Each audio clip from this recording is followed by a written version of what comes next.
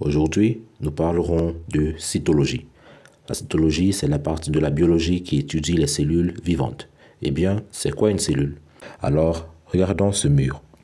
Aussi grand et aussi rigide qu'il soit, il est fait par l'assemblage de plusieurs petites briques qui en constituent donc l'unité de base. De la même façon, tous les êtres vivants, quels qu'ils soient, sont faits par l'assemblage de petites cellules. La cellule étant définie comme la plus petite unité structurale et fonctionnelle de tous les êtres vivants. La question maintenant est de savoir qu'est-ce que cela signifie. Unité structurale veut dire par exemple, nous avons un squelette, et bien les cellules aussi.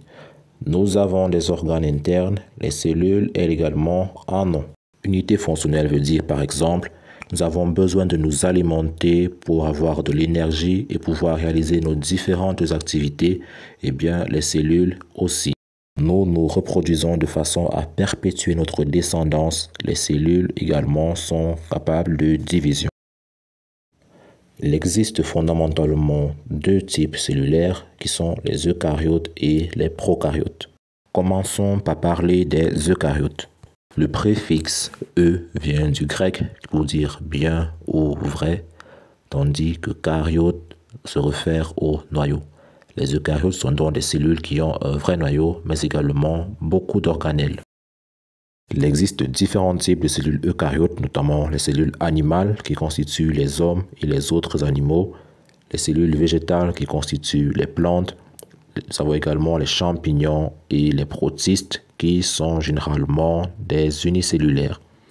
Parlons des cellules prokaryotes. Pro veut dire primitif, karyote se réfère au noyau. Les prokaryotes sont donc des cellules qui ont un noyau primitif et contrairement aux eucaryotes, elles n'ont que des ribosomes comme organelles. On va distinguer deux types de cellules prokaryotes qui sont les bactéries et les archées. Il est maintenant temps de voir quelques différences majeures entre les eucaryotes et les prokaryotes. D'abord, les eucaryotes ont un noyau bien délimité dans une enveloppe, tandis que les prokaryotes n'ont pas d'enveloppe nucléaire. Le matériel génétique des eucaryotes est intranucléaire, tandis que celui des prokaryotes est libre.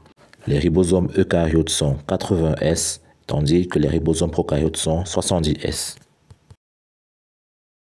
Merci d'avoir suivi cette vidéo. N'oubliez pas de vous abonner, de partager et de laisser vos remarques en commentaire.